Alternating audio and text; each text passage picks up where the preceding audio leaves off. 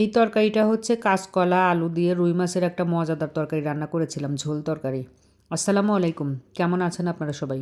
চলে আসলাম আরও একটা নতুন রান্নার ভিডিও নিয়ে। রান্না করব কাঁচকলা আলু দিয়ে রুই মাছের ঝোল তরকারি।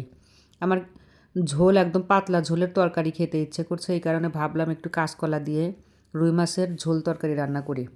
রান্না করার জন্য প্রথমেই চূড়ায় একটা কড়াই দিয়ে কড়াইতে পরিমাণ মতো তেল দিয়ে তেলের মধ্যে বেশি করে পেঁয়াজ বেরেস্তা আর তেজপাতা ভেজে বেশি পরিমাণটা উঠিয়ে নিয়েছি। বাকিটার মধ্যে পরিমাণ মতো পানি দিয়ে কাঁচামরিচ ফালি করে রাখা দিয়ে নিয়েছি। স্বাদ মতো লবণ দিলাম। জিরা আর পেঁয়াজ বাটা দিয়ে নিচ্ছি এখন। মরিচের গুঁড়া, হলুদের গুঁড়া, ধনিয়ার গুঁড়া, মশলাগুলো সব দেওয়া শেষ। এখন মশলা কষানোর পালা। ভালোভাবে মশলাটা কষিয়ে নেব ঢেকে দিয়ে। আমি সবসময় মশলা কষিয়ে এভাবে তরকারি রান্না করি, এ কারণে পানির পরিমাণটা মশলা কষানোর সময় বেশি করে দিয়ে মশলাটা একটু বেশি সময় ধরে কষিয়ে নিই, যাতে তরকারির টেস্ট ভালো হয়। মশলা যত বেশিক্ষণ ধরে কষানো যাবে তরকারির টেস্ট তত ভালো হবে। মশলা কষানো হয়ে গেলে তেল যখন উপরে উঠে আসছে তখন মাছগুলো দিয়ে নিলাম। মাছগুলো মশলার মধ্যে এপিট ওপিট করে ভালোভাবে মাছও অনেকটা সময় নিয়ে কষিয়ে নেব ঢেকে দিয়ে। মাছটা যখন দুপাশই ভালোভাবে কষানো হয়ে গেছে তখন কাঁচকলা আর আলুগুলো দিয়ে নিলাম।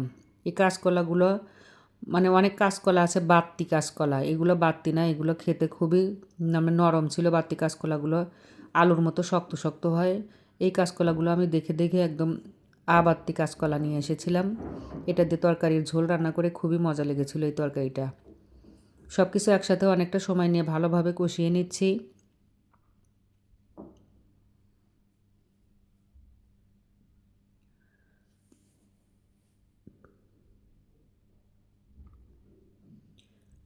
কষানোটা প্রায় হয়ে আসছে। এখন আমি এখানে ঝোলের পানি ব্যবহার করব। একটু আলতো হাতে নাড়াচাড়া করছি যাতে মাছগুলো ভেঙে না যায়। ঝোলের পানিটা দিয়ে নেব। আর ঝোলের পানিটা একটু বেশি পরিমাণে দেব, কারণ আমি একটা ঝোল খাবো আজকে, কাঁচকলার ঝোল। আমি সবসময় তরকারি রান্না করার সময় একটু বেশি করে তরকারি রান্না করি, কারণ আমার বাসায় কারোরই একদিনের তরকারি আর একদিন খেতে খুব একটা প্রবলেম নেই, একটু গরম করে দিলেই কোনো সমস্যা নেই। আর আমি যেহেতু অনেক ব্যস্ত মানুষ, এই কারণে আমি একটু বেশি করে রান্না করে রাখলে দেখা যায় যে তার পরের দিন আবার রান্না করতে হয় না, কিংবা অন্য একটু সাথে অল্প কিছু করলেই হয়ে যায়।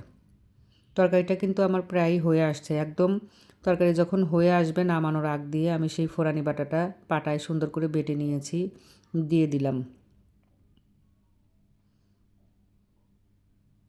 দিয়ে আবারও কিছুক্ষণ ঢেকে দিয়ে রান্না করব।